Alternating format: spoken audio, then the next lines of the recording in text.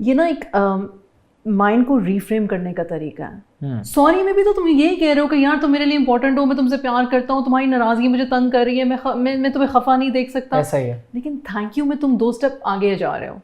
तुम कह रहे हो कि तुम्हारी वजह से तुम इतनी बड़ी मेरे लिए ब्लेसिंग हो कि I am able to do the work I need to do. Absolutely. तुम दोनों ये ट्राई करके देखो, उसको किसी बात के लिए थैंक यू बोलो। She knows that she's... नहीं Oh, okay. बोलो।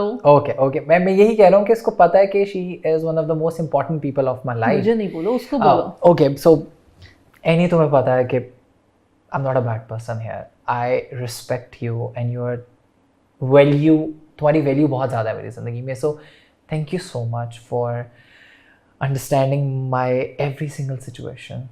And मैं इतना कह सकता हूँ कि I'm not perfect, but at least I try to be perfect. और इसमें एक मसला हो रहा है, बताइए।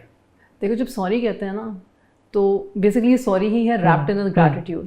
तो उसमें ना रीज़न नहीं बताते कि मैं कितना मजबूर था, मैं कितना परेशान था, बिकॉज उसको सुनने में तुम एग्जैक्टली बताओ तुम्हें सुनने में क्या लगा।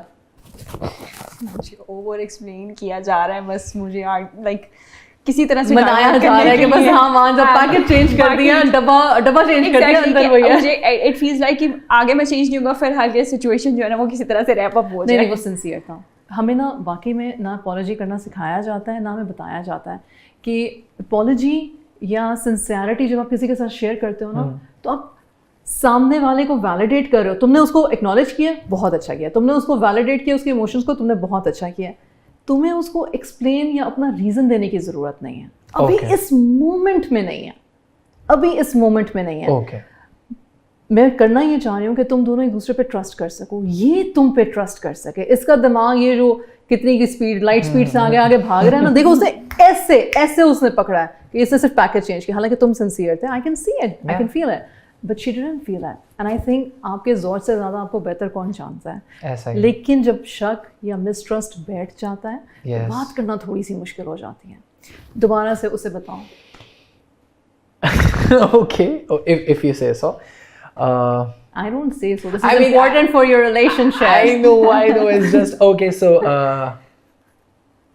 Annie, thank you so much for always understanding me, always be there for me, and I will try to be a better person for you tomorrow.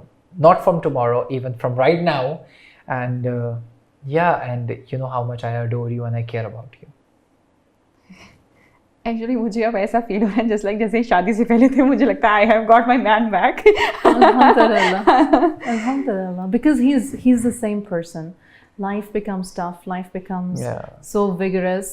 तो हो जाता है हम एक दूसरे को, जब हम एक दूसरे से बहुत इजी कंफर्टेबल होते हैं तो हम एक दूसरे को ना फॉर ग्रांटेड लेना शुरू कर देते हैं।